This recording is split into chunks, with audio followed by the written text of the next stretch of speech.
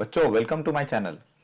बच्चों जैसे कि आप जानते हैं कि हमने पिछले वीडियो में प्रैक्टिस सेट 1.2 के क्वेश्चन नंबर 2 के दो सब क्वेश्चंस क्वेश्चन नंबर 3 और क्वेश्चन नंबर 4 को सॉल्व कर लिया है। ठीक है, अब हम क्या करेंगे इस वीडियो में प्रैक्टिस सेट 1.2 के क्वेश्चन नंबर 2 के दो और सब क्वेश्चंस 5 और 6 को ग्राफिकल मेथड से सॉल्व करेंगे। ठीक है बच्चों, और बच्चों आप ये भी जानते हैं कि मैंने आपको साइमल्टेनियस लीनियर इक्वेशंस को ग्राफिकल मेथड से सॉल्व करने के लिए 3 स्टेप्स को डिटेल में समझा दिया था और वो स्टेप्स मैंने यहाँ पर लिख लिए हैं। अब हम इन स्टेप्स को फॉलो करके इन साइमल्टेनियस लीनियर इक्वेशंस को सॉल्व करेंगे। तो हमारी पहली स्टेप क्या है, write y in terms of x. Write y in terms of x का क्या मतलब होता है बच्चों?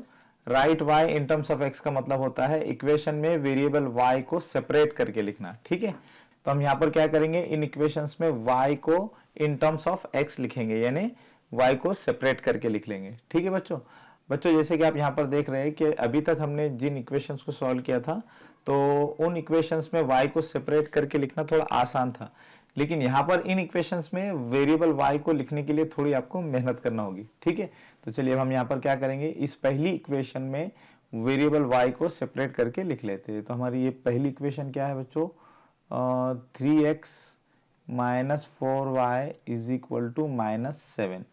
हम क्या करेंगे, -4y को राइट हैंड साइड में भेज देंगे, तो -4y ये क्या हो जाएगा, +4y। तो यहाँ पर मैं लिखूंगा +4y, ये 3x एज इट इज रहेगा, ये -7 इधर आकर क्या हो जाएगा, +7। ठीक है, हमको क्या करना है बच्चों, y को सेपरेट करना है। तो हम क्या करेंगे, y को हम इधर राइट हैंड साइड में ही लिखेंगे और ये लेफ्ट हैंड साइड में क्या है, 3x + 7। अब ये 4 ये y के साथ मल्टीप्लाई हो रहा है तो लेफ्ट हैंड साइड में आके क्या हो जाएगा, डिवाइड हो जाएगा, तो ये हो जाएगा अपॉन 4। ठीक है, तो इस तरह से ये इक्वेशन क्या बन गई, 3x + 7 upon 4 is equal to y। अब हम क्या करेंगे, y को लेफ्ट हैंड साइड में लिख देंगे, क्योंकि बीच में इक्वल का साइन है, तो इसका मतलब ये होगा कि लेफ्ट हैंड साइड और राइट हैंड साइड ये दोनों भी इक्वल है। तो हम लेफ्ट हैंड साइड को राइट हैंड साइड में लिखे या राइट हैंड साइड को लेफ्ट हैंड साइड में लिखे, इससे कुछ फर्क नहीं पड़ेगा। ठीक है, तो मैं क्या करता हूँ, y को लेफ्ट हैंड साइड में लिख देता हूँ, तो ये हो जाएगा y is equal to 3x + 7 upon 4। ठीक है बच्चों, तो यहाँ पर आप देख सकते हैं कि मैंने इस इक्वेशन में वेरिएबल y को इन टर्म्स ऑफ x लिख लिया है, यानी y को सेपरेट करके लिख लिया है। अब हम क्या करेंगे, इस इक्वेशन को इक्वेशन नंबर 1 नाम देंगे। ठीक है बच्चों, तो इस तरह से हमने पहली इक्वेशन के लिए पहली स्टेप को ये कंप्लीट कर लिया है। अब हमें दूसरी स्टेप में क्या करना है, ड्रॉ द टेबल। यहाँ पर हमको क्या करना है, एक टेबल को ड्रॉ करना है। तो हम यहाँ पर एक टेबल ड्रॉ कर लेते हैं।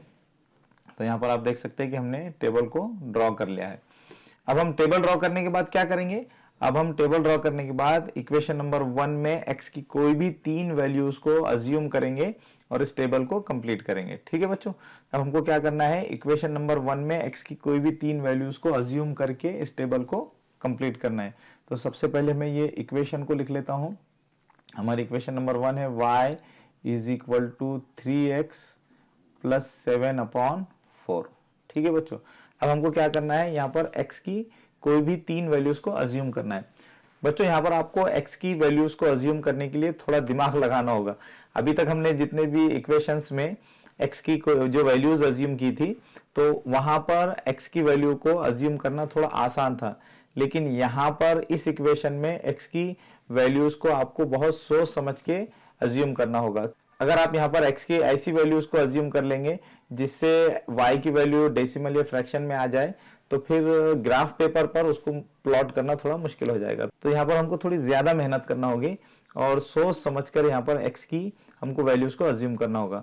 यहाँ पर आपको x की ऐसी वैल्यूज को अज्यूम करना होगा जिससे न्यूमरेटर में ऐसा नंबर आ जाए जो 4 से कंप्लीट डिवाइड हो जाए। ठीक है, अगर न्यूमरेटर में ऐसा नंबर आ गया जो 4 से डिविजिबल नहीं है, तो फिर y की वैल्यू डेसिमल या फ्रैक्शन में आएगी, फिर उस वैल्यू को ग्राफ पेपर पे प्लॉट करना थोड़ा मुश्किल हो जाएगा। ठीक है, तो यहाँ पर आपको थोड़ा मेहनत करना होगा और x की ऐसी वैल्यूज को अज्यूम करना होगा जिससे न्यूमरेटर में क्या आए, ऐसा नंबर आए जो 4 से डिविजिबल हो। ठीक है बच्चों, तो चलिए हम शुरुआत करते हैं। तो चलिए मैं यहाँ पर सबसे पहले क्या करता हूँ, x की कोई वैल्यू अज्यूम कर लेता हूँ, put x is equal to, चलिए यहाँ पर हम क्या करते हैं, x की एक वैल्यू ले लेते हैं 3। अगर आप यहाँ पर x की वैल्यू 3 लेंगे तो क्या होगा, 3 3 जा 9, 9 प्लस 7 इज 16, और 16 ये 4 से डिविजिबल है, इसलिए यहाँ पर हम क्या कर सकते हैं, 3 को ले सकते हैं। तो हम यहाँ पर क्या करेंगे, x की वैल्यू को 3 ले लेंगे, तो ये इक्वेशन हो जाएगी y is equal to 3 into 3, x की जगह पर हमने 3 ले लिया, प्लस 7 अपॉन 4। ठीक है, तो ये क्या हो जाएगा, y इज इक्वल टू 3 3 जा 9 प्लस 7 अपॉन 4। तो इस तरह से ये हो जाएगा y is equal to 9 plus 7 is 16, 16 upon 4। 16 upon 4 का क्या मतलब होता है बच्चों, 4 1 जा 4, 4 4 जा 16। तो 4 अपॉन 4 का क्या मतलब होगा, 4 अपॉन 4 का मतलब होगा 4। तो बच्चों जब हमने यहाँ पर x की वैल्यू को 3 अज्यूम किया तो y की वैल्यू क्या आ गई, 4 आ गई। आप देख रहे हैं कि जब हमने x की वैल्यू को 3 लिया तो हमारी y की वैल्यू क्या आ रही है, एक इंटीजर नंबर आ रही है। ठीक है, अगर हम यहाँ पर x की ऐसी वैल्यू अज्यूम कर लेते जिससे y की वैल्यू डेसिमल या फ्रैक्शन में आती तो फिर उसको ग्राफ पेपर पे प्लॉट करना मुश्किल हो जाता। ठीक है, तो यहाँ पर x की वैल्यू क्या आ गई, x की वैल्यू आ गई 3, y की वैल्यू 4। अब हम इसको ऑर्डर्ड पेयर में लिख लेंगे तो ये हो जाएगा 3,4। इसी तरह से अभी हमको x की एक और वैल्यू को अज्यूम करना है, तो पहले हम इक्वेशन लिख लेंगे y is equal to 3x plus 7 upon 4। तो चलिए अब हमें x की एक और वैल्यू को अज्यूम करना है जिससे न्यूमरेटर में क्या है, ऐसा नंबर आए जो 4 से डिविजिबल हो। ठीक है, तो आपको ये थोड़ा सोच समझ कर करना होगा। तो हम लिखेंगे put x is equal to क्या नंबर ले सकते हैं बच्चों हम, चलिए यहाँ पर मैं -1 ले लेता हूँ। तो ये इक्वेशन हो जाएगी y is equal to 3 into -1 plus 7, ठीक है, अपॉन 4। तो ये क्या हो जाएगा, y is equal to 3 into -1 क्या होगा बच्चों, 3 इंटू -1 ये हो जाएगा -3 plus 7 upon 4। Therefore y is equal to -3 plus 7। यहाँ पर इन दोनों नंबर्स के साइंस डिफरेंट है, तो इनका डिफरेंस लेंगे तो 7 और 3 का डिफरेंस होगा 4। 7 और 3 का डिफरेंस क्या होगा बच्चों, 4, और बड़े नंबर का साइन प्लस है तो आंसर में भी प्लस आ जाएगा। तो इस तरह से ये हो जाएगा 4 अपॉन 4। 4 अपॉन 4 का क्या मतलब होगा बच्चों, 4 1 जा 4, 4 1 जा 4, 1 अपॉन 1, 1 अपॉन 1 का मतलब होगा 1। ठीक है, तो जब हमने x की वैल्यू को -1 लिया तो y की वैल्यू क्या आ गई, 1।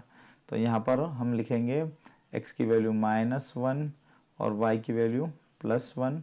इस तरह से ये ऑर्डर्ड पेयर होगा -1, 1।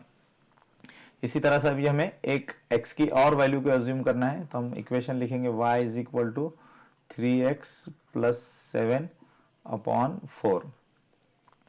अब हम यहाँ पर x की क्या वैल्यू ले सकते हैं बच्चों, चलिए थोड़ा सोच समझ कर बताइए। तो हम यहाँ लिखेंगे put x is equal to चलिए यहाँ पर मैं ले लेता हूँ -5। बच्चों यहाँ पर ये बात याद रखिए कि जो x की मैं वैल्यूज अज्यूम कर रहा हूँ तो ये जरूरी नहीं कि आप भी उन्हीं वैल्यूज को अज्यूम करें, आप x की कोई भी वैल्यूज को अज्यूम कर सकते। ये टेबल हमारा अलग हो सकता है लेकिन हमारा जो फाइनल आंसर होगा वो हमेशा सेम होगा। ठीक है, तो चलिए यहाँ पर हम क्या करते हैं, x की वैल्यू को -5 ले लेते हैं। तो ये क्या हो जाएगा, y is equal to 3 into x की जगह पर क्या लिखेंगे हम, -5 प्लस 7 अपॉन 4। ठीक है, इस तरह से ये इक्वेशन हो जाएगी y is equal to 3 into -5 is -15 plus 7 upon 4। Therefore y is equal to -15 plus 7, -15 plus 7 क्या होगा बच्चों, यहाँ पर आप देख सकते हैं कि इन दोनों नंबर्स के साइंस डिफरेंट है, तो हम इन दोनों का डिफरेंस लेंगे। तो ये 15 - 7 क्या हो जाएगा, 8। 15 - 7 इज 8। बड़े नंबर का जो साइन है वो माइनस है, तो यहाँ पर आंसर में माइनस आ जाएगा अपॉन 4। तो y की वैल्यू क्या हो जाएगी बच्चों, y is equal to -8 upon 4। तो -8 अपॉन 4 का क्या मतलब होगा, 4 1 जा 4, 4 2 जा 8। तो इस तरह से y की वैल्यू आ जाएगी -2। तो जब हमने x की वैल्यू को -5 अज्यूम किया तो y की वैल्यू क्या आ गई, -2।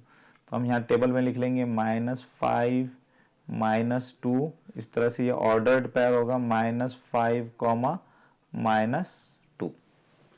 तो इस तरह से हमने पहली इक्वेशन के लिए ये दूसरी स्टेप भी कंप्लीट कर ली है। अब हमें क्या करना है, इसी तरह से इस इक्वेशन के लिए भी इन दो स्टेप्स को रिपीट करना है। ठीक है, तो चलिए अब हम आगे बढ़ते हैं। यहाँ पर हमें क्या करना है, इस दूसरी इक्वेशन के लिए भी पहली और दूसरी स्टेप को रिपीट करना है। तो यहाँ पर मैं पहले ये दूसरी इक्वेशन लिख लेता हूँ, 5x minus 2y is equal to 0।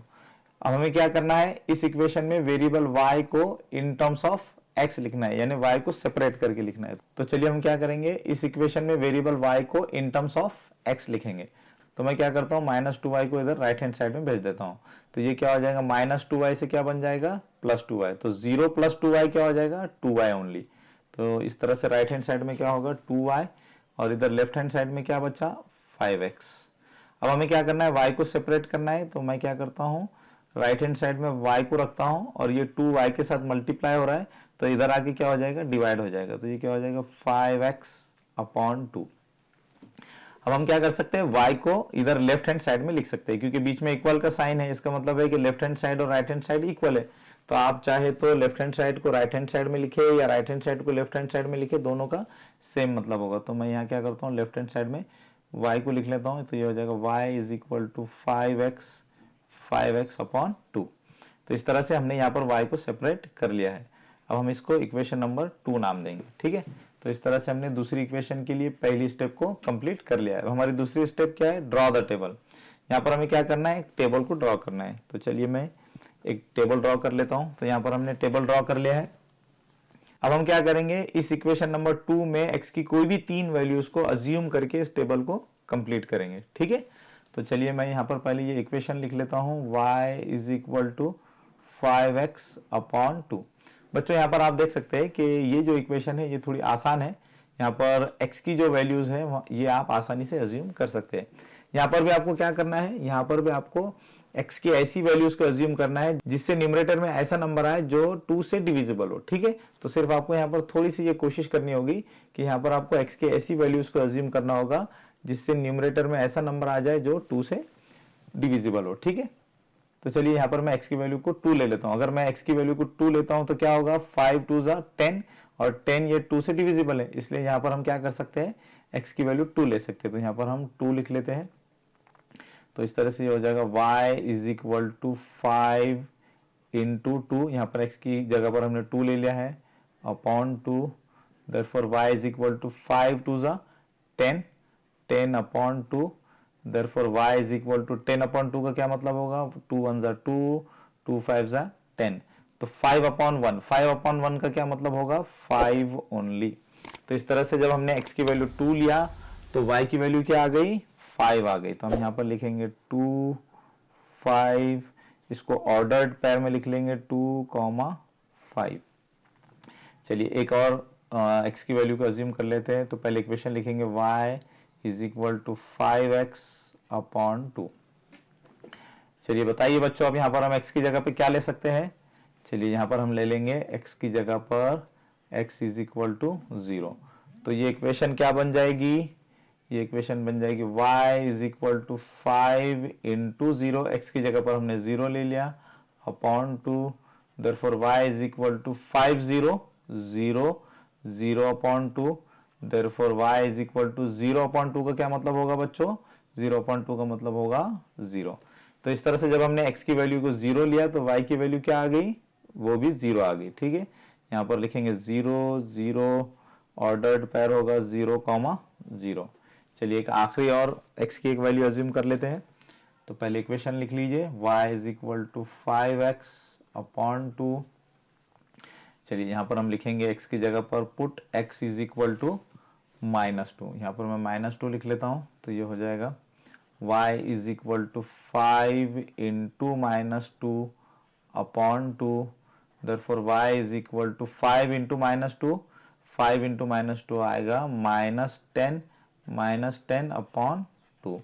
Therefore y की वैल्यू क्या होगी, -10 अपॉन 2 का क्या मतलब होगा बच्चों, 2 1 2, 2 5 10।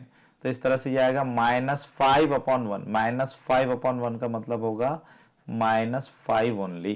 ठीक है, तो इस तरह से जब हमने x की वैल्यू को -2 लिया तो y की वैल्यू क्या आ गई, -5। तो हम यहाँ -2 लिखेंगे, यहाँ पर -5, इस तरह से ये ऑर्डर्ड पेयर होगा -2 -5। तो इस तरह से हमने इस दूसरी इक्वेशन के लिए भी ये पहली स्टेप और ये दूसरी स्टेप को भी कंप्लीट कर लिया है। अब हमारी तीसरी स्टेप क्या है बच्चों, प्लॉट द पॉइंट्स। यहाँ पर अभी हमने इन दोनों इक्वेशंस के लिए जो टेबल्स में 3-3 सॉल्यूशंस को फाइंड किया है, अब हमें उनको ग्राफ पेपर पे प्लॉट करना है। तो चलिए आगे बढ़ते हैं।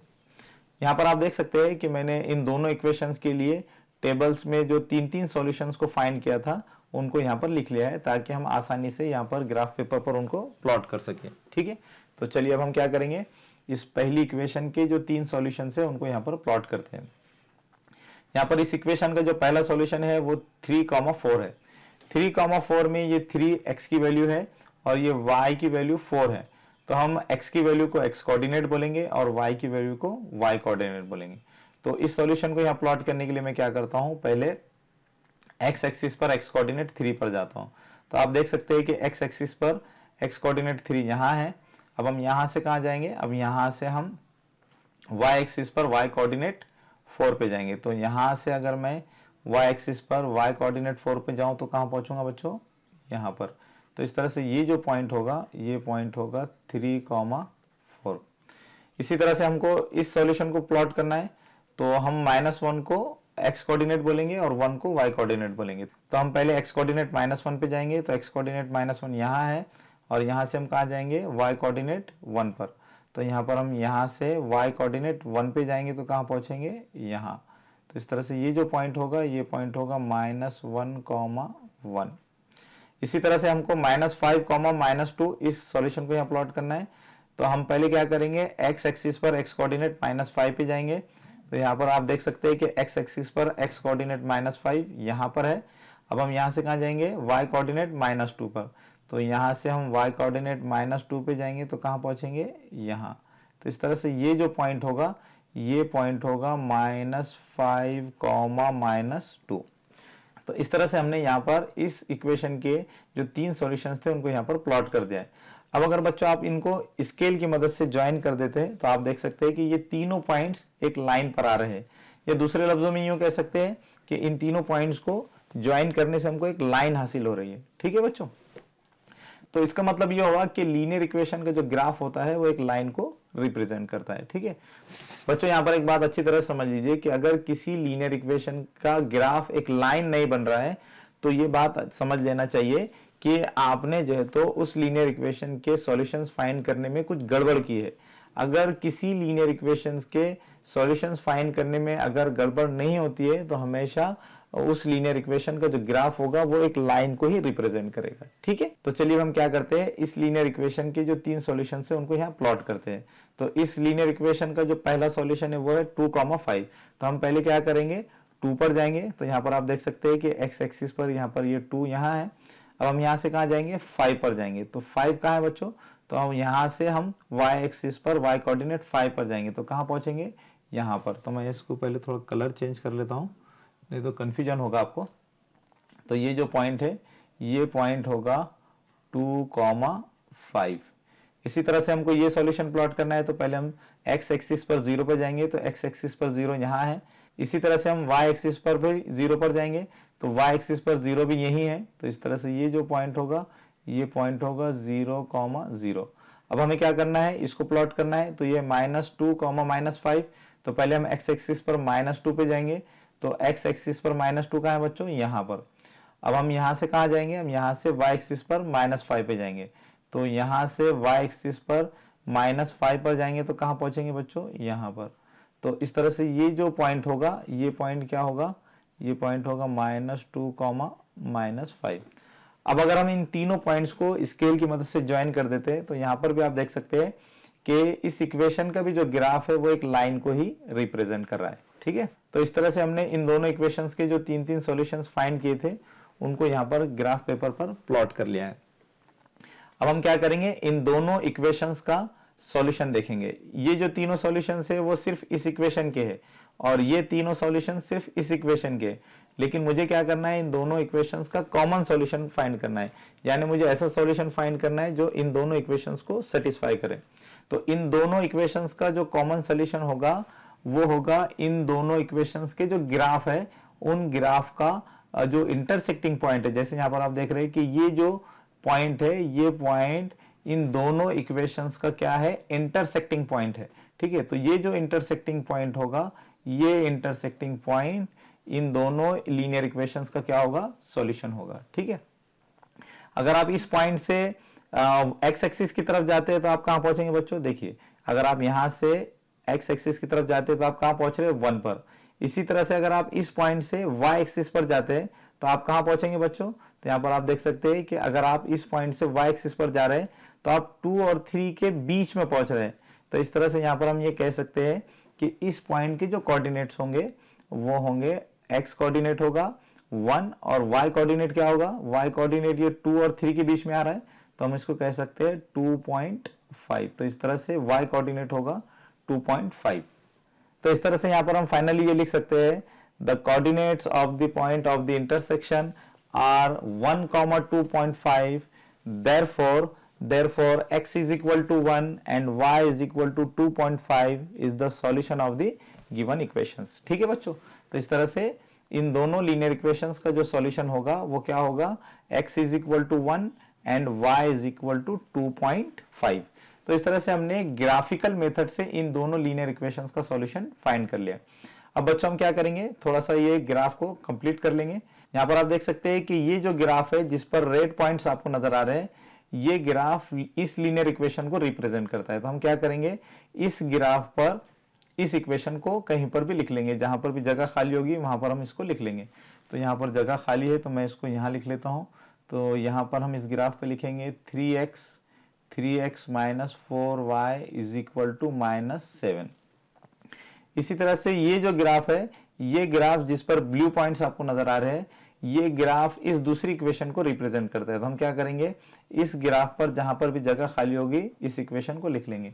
तो मुझे यहाँ पर थोड़ी खाली जगह नजर आ रही है तो मैं क्या करता हूँ, यहाँ पर इस इक्वेशन को लिख लेता हूँ। तो हमारी इक्वेशन है 5x minus 2y is equal to 0। इसी तरह से ग्राफ पेपर पर स्केल को भी लिखना जरूरी है बच्चों। यहाँ पर मैंने पहले से ही इस ग्राफ पेपर पर स्केल को लिख लिया है। मैंने दोनों एक्सिस पर 1 सेंटीमीटर 1 यूनिट के बराबर लिया है।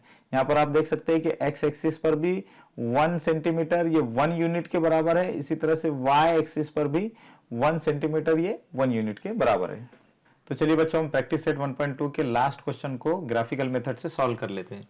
तो बच्चों मैंने इन लीनियर इक्वेशंस को सॉल्व करने के लिए यहाँ पर 3 स्टेप्स लिख लिए हैं। अब हम इन 3 स्टेप्स को फॉलो करके इन लीनियर इक्वेशंस को सॉल्व करेंगे। तो हमारी पहली स्टेप है write y in terms of x। तो मैं क्या करता हूँ, यहाँ पर ये जो पहली इक्वेशन है इसमें वेरिएबल y को इन टर्म्स ऑफ x लिख लेता हूँ, यानी y को सेपरेट करके लिखता हूँ। तो पहले हम इस इक्वेशन को लिख लेंगे 2x minus 3y is equal to 4। यहाँ पर हमको क्या करना है, y को सेपरेट करके लिखना है।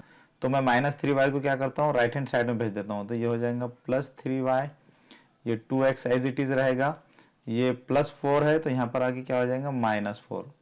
अब हमें क्या करना है, y को सेपरेट करना है। तो मैं क्या करता हूँ, y को राइट हैंड साइड में रखता हूँ और ये 3y के साथ मल्टीप्लाई हो रहा है तो लेफ्ट हैंड साइड में क्या हो जाएगा, डिवाइड हो जाएगा। तो ये इक्वेशन इस तरह से हो जाएगी 2x माइनस 4 और ये 3 क्या हो जाएगा, यहाँ पर डिवाइड हो जाएगा upon 3 is equal to y। अब हम क्या करेंगे, y को लेफ्ट हैंड साइड में लिख लेंगे, क्योंकि बीच में इक्वल का साइन है तो आप लेफ्ट हैंड साइड को राइट हैंड साइड में और राइट हैंड साइड को लेफ्ट हैंड साइड में भी लिख सकते हैं। तो हम क्या करेंगे, यहाँ पर y को लेफ्ट हैंड साइड में लिख लेंगे। तो ये हो जाएगा y is equal to 2x minus 4 upon 3। ठीक है, तो इस तरह से हमने y को सेपरेट कर लिया है। अब हम इस इक्वेशन को इक्वेशन नंबर 2 नाम देंगे। ठीक है, तो इस तरह से यहाँ पर हमने पहली स्टेप को कंप्लीट कर लिया है। अब हमारी दूसरी स्टेप क्या है, ड्रॉ द टेबल। तो हम यहाँ क्या करेंगे, एक टेबल को ड्रॉ करेंगे। तो चलिए यहाँ पर हम एक टेबल ड्रॉ कर लेते हैं। तो हमने यहाँ पर टेबल ड्रॉ कर लिया है।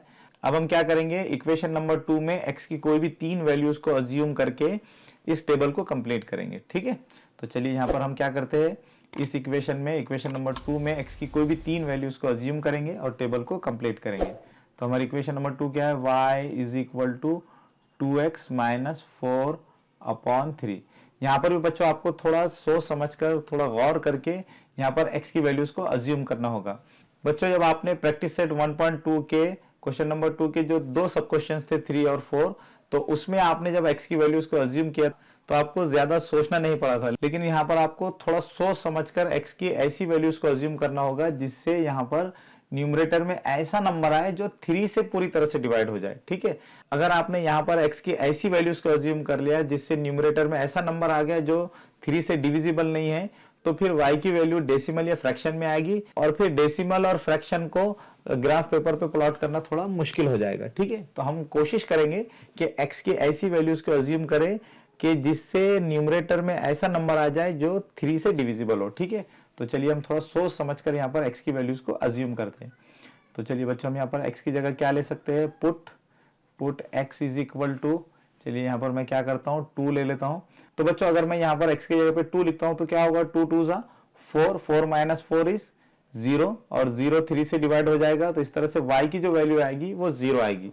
तो इस तरह से यहाँ पर x की जगह पे 2 लिखने पर y की वैल्यू डेसिमल या फ्रैक्शन में नहीं आएगी। ठीक है, तो इसका मतलब ये हुआ कि मैं यहाँ पर x की जगह पे क्या लिख सकता हूँ, 2 लिख सकता हूँ। तो ये हो जाएगा y is equal to 2 into x की जगह क्या लिखना है 2, तो 2 into 2 minus 4 upon 3 as it is रहेगा। Therefore y is equal to 2 2 is 4, 4 minus 4 upon 3. Therefore y is equal to 4 minus 4 is 0, 0 upon 3. Therefore y is equal to 0 upon 3 का क्या मतलब होगा बच्चों, 0। ठीक है बच्चों, तो यहाँ पर आप देख सकते हैं कि जब मैंने x की जगह पे 2 लिया तो y की वैल्यू मेरी इंटीजर में आ रही है, डेसिमल या फ्रैक्शन में नहीं आ रही। ठीक है, तो आपको यहाँ पर इस बात का ख्याल रखना होगा। तो x की जगह पर हम लिखेंगे 2, y की जगह आ जाएगा 0। इस तरह से ये ऑर्डर्ड पेयर होगा 2, 0। इसी तरह से अभी हमें x की एक और वैल्यू को अज्यूम करना है, तो हम पहले इक्वेशन लिख लेंगे y is equal to 2x minus 4 upon 3। अब बच्चों बताइए यहाँ पर हम x की जगह पे क्या वैल्यू ले सकते हैं, तो चलिए यहाँ पर हम लिख लेते हैं x की जगह पर -1, तो ये क्या हो जाएगा, y is equal to 2 into -1, यहाँ पर हमने x की जगह पर -1 लिख लिया है, -4 एज इट इज अपॉन 3।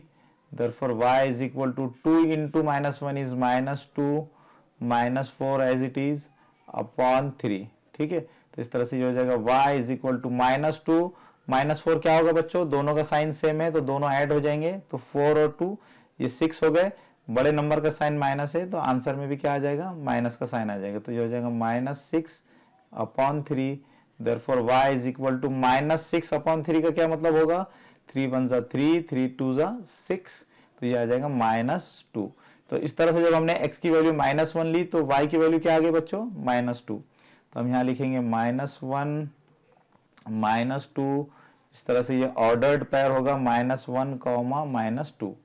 चलिए अब हम एक और आखिरी x की वैल्यू को अज्यूम कर लेते हैं, तो ये हो जाएगा y is equal to 2x -4 upon 3। तो यहाँ पर हम x की वैल्यू क्या ले सकते हैं बच्चों, यहाँ पर हम लेंगे x इज इक्वल टू 5। चलिए अगर मैं यहाँ पर x की जगह पे 5 लिख लेता हूँ तो मुझे न्यूमरेटर में ऐसा नंबर मिल जाएगा जो 3 से डिविजिबल होगा। ठीक है, तो चलिए यहाँ पर हम क्या करते हैं, इक्वेशन में x की जगह पर 5 लिखते हैं, तो y is equal to 2 into 5, 2 into 5 -4 as it is रहेगा अपॉन 3। तो y की वैल्यू क्या हो जाएगी, y इज इक्वल टू 2 5 जा 10, 10 -4 upon 3। therefore y is equal to 10 minus 4 is 6, 6 upon 3। therefore y is equal to 6 upon 3 का क्या मतलब होगा, 3 1 जा 3, 3 2 जा 6। therefore y की वैल्यू क्या आएगी, 2 upon 1, 2 upon 1 यानी 2। तो इस तरह से x की जगह पर हम लिखेंगे यहाँ पर टेबल में 5, y की वैल्यू आएगी 2। इस तरह से ये ऑर्डर्ड पेयर होगा 5, 2। तो इस तरह से बच्चों हमने यहाँ पर इस पहली इक्वेशन के लिए पहली स्टेप और दूसरी स्टेप को कंप्लीट कर लिया है। अब हमें इसी तरह से इस दूसरी इक्वेशन के लिए भी पहली स्टेप और दूसरी स्टेप को रिपीट करना है। ठीक है, तो चलिए हम आगे बढ़ते हैं। तो अब हमें क्या करना है, इस दूसरी इक्वेशन के लिए भी पहली स्टेप और दूसरी स्टेप को रिपीट करना है। तो पहले मैं दूसरी इक्वेशन लिख लेता हूं। तो हमारी दूसरी इक्वेशन है 3y minus x is equal to 4। हमारी पहली स्टेप क्या है, write y in terms of x। मुझे क्या करना है, इस इक्वेशन में भी y को इन टर्म्स ऑफ x लिखना है, यानी सेपरेट करके लिखना है। तो मैं क्या करूंगा, इसको 3y को मैं एज इट इज रखूंगा, इज इक्वल टू ये 4 को भी एज इट इज रखूंगा, ये -x इधर आके क्या हो जाएगा, +x। अब हम क्या करेंगे, ये जो 3 है ये y के साथ मल्टीप्लाई हो रहा है, तो इधर आके क्या हो जाएगा, डिवाइड हो जाएगा। तो हम लिखेंगे y is equal to 4 plus x upon 3। ठीक है, तो इस तरह से यहाँ पर आप देख सकते हैं कि मैंने इस इक्वेशन में भी y को सेपरेट करके लिख लिया है। अब हम क्या करेंगे, इस इक्वेशन को क्या नाम देंगे, हम इस इक्वेशन को नाम देंगे 2। तो इस तरह से हमने इस दूसरी इक्वेशन के लिए जो पहली स्टेप है उसको कंप्लीट कर लिया है। अब हमें क्या करना है, दूसरी स्टेप को फॉलो करना है। तो दूसरी स्टेप क्या है बच्चों, ड्रॉ द टेबल। तो हम क्या करेंगे, एक टेबल को ड्रॉ कर लेंगे। तो यहाँ पर हमने टेबल ड्रॉ कर लिया है। अब हम टेबल ड्रॉ करने के बाद क्या करेंगे, इक्वेशन नंबर 2 में x की कोई भी 3 वैल्यूज को अज्यूम करके इस टेबल को कंप्लीट करेंगे। ठीक है, तो चलिए यहाँ पर मैं क्या करता हूँ, इस दूसरी इक्वेशन को लिख लेता हूँ। तो हमारी दूसरी इक्वेशन है y is equal to 4 plus x upon 3। ठीक है, अब हमें क्या करना है, यहाँ पर थोड़ा सोच समझकर x की ऐसी 3 वैल्यूज को अज्यूम करना है जिससे न्यूमरेटर में ऐसा नंबर आ जाए जो 3 से पूरी तरह से डिवाइड हो जाए। ठीक है, तो चलिए हम यहाँ पर 3 वैल्यूज को ऐसी अज्यूम कर लेते हैं। तो हम पहली वैल्यू लेंगे, put x is equal to चलिए यहाँ पर मैं क्या लिख सकता हूँ, 2 लिख सकता हूँ। देखिए बच्चों, यहाँ पर अगर मैं 2 लिखता तो क्या होगा, न्यूमरेटर में 4 प्लस 2 क्या हो जाएगा, 6, और 6 3 से डिविजिबल है। ठीक है, तो इसका मतलब ये हुआ कि मैं x की जगह पर यहाँ पर 2 ले सकता हूँ। तो हम यहाँ पर लिखेंगे y is equal to 4 plus 2 upon 3। therefore y is equal to 4 plus 2 is 6 upon 3। therefore y is equal to 6 upon 3 का मतलब क्या होगा, 3 1 जा 3, 3 2 जा 6। तो इस तरह से y की वैल्यू क्या आ जाएगी, 2। तो जब हमने x की जगह पर 2 लिया तो y की वैल्यू भी क्या आ गई, 2। तो ये ऑर्डर्ड पेयर क्या होगा, 2, 2। चलिए x की एक और वैल्यू को अज्यूम करते हैं। तो पहले इक्वेशन को लिख लेंगे, y is equal to 4 plus x upon 3। यहाँ पर हम x की जगह क्या ले सकते हैं बच्चों, तो हम यहाँ पर लेंगे x इज इक्वल टू -4। ठीक है बच्चों, तो हम यहाँ क्या करता हूँ, x की जगह पर -4 ले लेता हूँ। तो ये क्या हो जाएगा, y is equal to 4 plus x की जगह पे क्या लेना है, -4 अपॉन 3। तो ये क्या हो जाएगा, y is equal to 4 plus minus क्या हो जाएगा बच्चों, -4 upon 3। therefore y is equal to 4 minus 4 is 0 upon 3। therefore y is equal to 0 upon 3 is 0। ठीक है, तो जब हमने x की जगह पे -4 लिया तो y की वैल्यू क्या आ गई बच्चों, 0। तो यहाँ पर हम लिखेंगे -4 0। इस तरह से ये ऑर्डर्ड पेयर होगा। सॉरी, यहाँ पर -4 है, तो हम यहाँ लिखेंगे -4, 0। चलिए एक आखिरी वैल्यू को अज्यूम कर लेते हैं। तो पहले इक्वेशन लिख लीजिए, y is equal to 4 plus x upon 3। तो यहाँ पर हम x की जगह पे क्या ले सकते हैं बच्चों, यहाँ पर हम x की जगह लेंगे, यहाँ पर हम x की जगह पे लेंगे 5। ठीक है, तो चलिए यहाँ पर क्या होगा, y is equal to 4 plus 5 upon 3। therefore y is equal to 4 plus 5 is 9 upon 3। therefore y is equal to 9 upon 3 का क्या मतलब होगा, 3 1 जा 3, 3 3 जा 9। तो ये आ गया 3 अपॉन 3 यानी 3। ठीक है, तो x की वैल्यू क्या आ गई, 5 और y की वैल्यू 3। तो यहाँ पर हम लिख लेंगे 5 3 और ऑर्डर्ड पेयर क्या होगा, 5 3। तो इस तरह से बच्चों हमने दूसरी इक्वेशन के लिए भी ये दूसरी स्टेप को कंप्लीट कर लिया है। अब हमारी तीसरी स्टेप है प्लॉट द पॉइंट्स। अभी हमने इन दोनों इक्वेशंस के लिए दो टेबल्स में जो 3 सॉल्यूशंस को फाइंड किया है, अब हम उनको ग्राफ पेपर पर प्लॉट करेंगे। ठीक है, तो चलिए आगे बढ़ते हैं। अब हमें क्या करना है, अभी हमने इन दोनों इक्वेशंस के लिए जो 3 सॉल्यूशंस को इन दोनों टेबल्स में फाइंड किया है, उनको यहाँ पर प्लॉट करना है। तो पहली इक्वेशन का जो पहला सॉल्यूशन है वो क्या है, 2, 0। 2, 0 को यहाँ प्लॉट करने के लिए हम क्या करेंगे, पहले x एक्सिस पर x कोऑर्डिनेट 2 पर जाएंगे। तो यहाँ पर आप देख सकते हैं कि x एक्सिस पर x कोऑर्डिनेट 2 कहाँ है बच्चों, यहाँ पर। अब हम क्या करेंगे, यहाँ से y एक्सिस पर y कोऑर्डिनेट 0 पर जाएंगे। तो यहाँ से अगर आप y एक्सिस पर y कोऑर्डिनेट 0 पर जाएंगे तो आप देख सकते हैं कि y एक्सिस पर y कोऑर्डिनेट 0 इसी लाइन पर आ रहा है।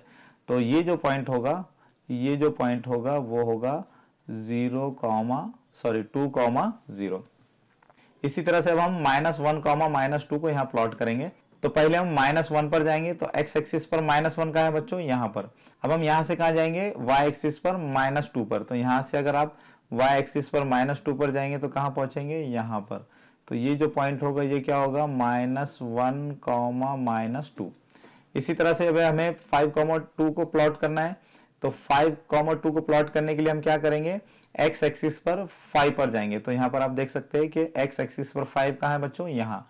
अब हम इसको जहन में रखेंगे और यहाँ से कहाँ जाएंगे, वाई एक्सिस पर 2 पर। तो यहाँ से अगर आप वाई एक्सिस पर 2 पर जाएंगे तो कहाँ पहुंचेंगे, यहाँ पर। यहाँ पर आप देख सकते हैं बच्चों, अगर आप इस पॉइंट से एक्स एक्सिस पर जाते हैं तो 5 पर पहुंचेंगे, और y एक्सिस पर जाते हैं तो कहाँ पहुंचेंगे, 2 पर पहुंचेंगे। तो इस तरह से ये जो पॉइंट होगा ये होगा 5,2। अब अगर आप इन तीनों पॉइंट्स को ज्वाइन कर लेते हैं तो आप देख सकते हैं कि ये तीनों पॉइंट्स एक लाइन पर आ रहे हैं, या दूसरे लफ्जों में यूं कह सकते हैं कि इन तीनों पॉइंट्स को ज्वाइन करने से एक लाइन बन रही है। तो इस तरह से इस लीनियर इक्वेशन का जो ग्राफ बन रहा है वो क्या बन रहा है, एक लाइन बन रही है। जैसे कि बच्चों मैंने आपको पहले भी कहा था कि किसी भी लीनियर इक्वेशन का जो ग्राफ होता है वो एक लाइन को रिप्रेजेंट करता है। अगर आप किसी लीनियर इक्वेशन के सॉल्यूशंस को ग्राफ पेपर पर प्लॉट करते हैं और उससे अगर एक लाइन नहीं बन रही है तो ये समझना चाहिए कि आपने उस लीनियर इक्वेशन के सॉल्यूशंस फाइंड करने में कहीं पर गलती की है। ठीक है, हमेशा याद रखिए कि किसी भी लीनियर इक्वेशन का जो ग्राफ होगा वो एक लाइन को ही रिप्रेजेंट करेगा। ठीक है, चलिए अब हम इस लीनियर इक्वेशन के जो तीनों सॉल्यूशंस हैं उनको यहाँ पर प्लॉट कर लेते हैं। तो इसका पहला सॉल्यूशन है 2,2। तो पहले हम क्या करेंगे, एक्स एक्सिस पर 2 पे जाएंगे। तो ये एक्स एक्सिस पर 2 कहाँ है बच्चों, यहाँ पर। अब इसको जहन में रखेंगे और यहाँ से क्या कहाँ जाएंगे, वाई एक्सिस पर 2 पर। तो हम यहाँ से वाई एक्सिस पर कहाँ जाएंगे, 2 पर। तो कहाँ पहुंचेंगे बच्चों आप, यहाँ पर।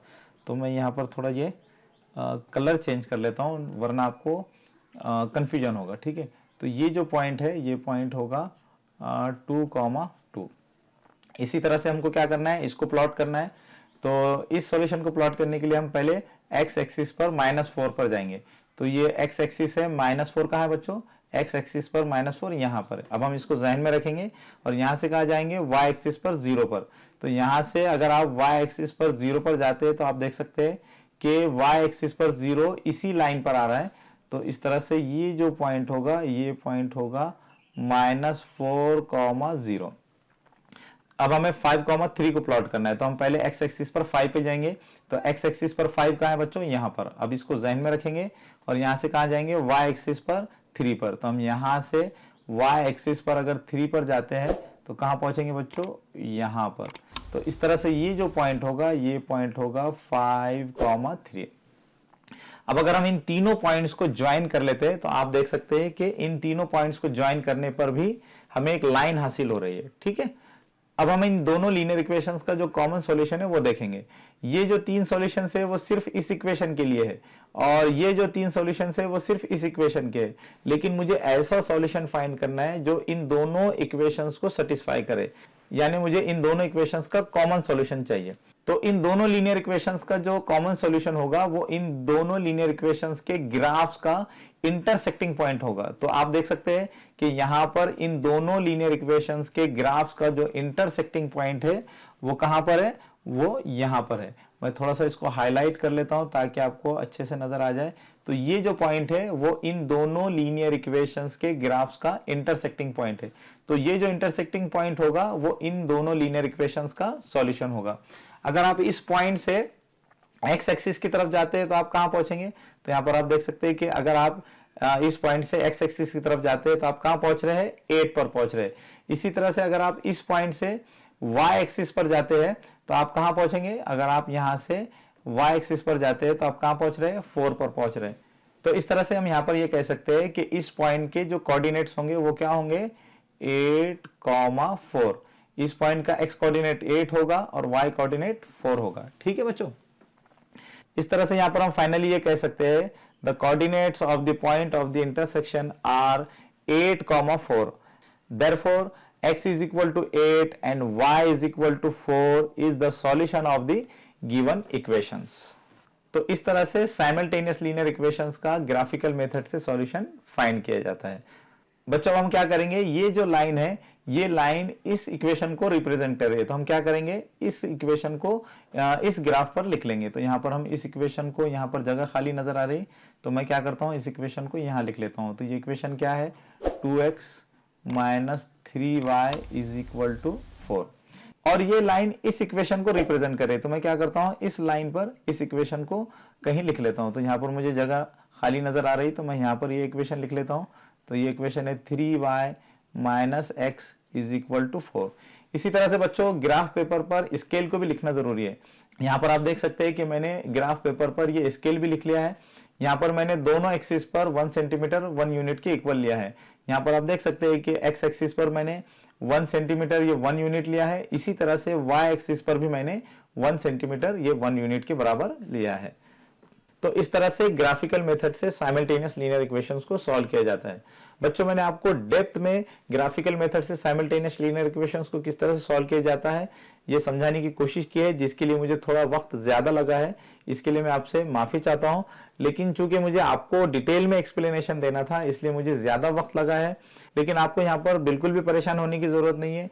अगर आप थोड़ी सी प्रैक्टिस करेंगे तो आप बहुत आसानी से और तेजी से इन क्वेश्चंस को सॉल्व कर सकेंगे। ठीक है बच्चों, अब आखिर में आपसे रिक्वेस्ट है कि अगर आप हमारे चैनल पर नए हैं तो हमारे चैनल को सब्सक्राइब कीजिए, और अगर आपको हमारे वीडियोस पसंद आ रहे हैं तो हमारे वीडियोस को लाइक कीजिए, शेयर कीजिए, हमारे वीडियोस पे कमेंट्स कीजिए, ताकि हम आपके लिए इसी तरह से फ्री में वीडियोस बनाते रहें।